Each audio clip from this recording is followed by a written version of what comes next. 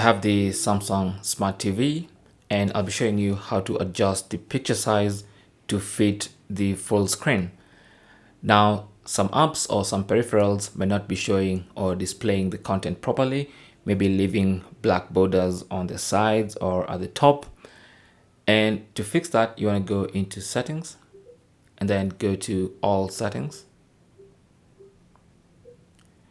And on the settings window, you want to go to picture and then go to picture size settings. Now, by default, this should be 16:9. That gives you the best picture.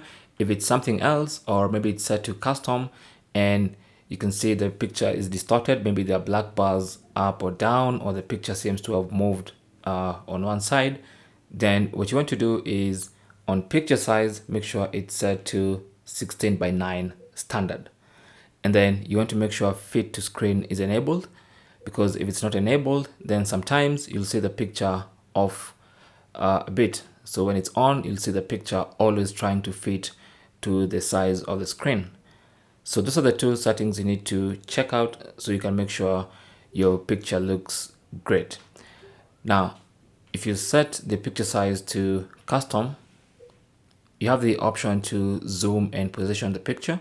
So maybe if you click on this, you can zoom out sideways, as you can see, or you can zoom in sideways like that once again.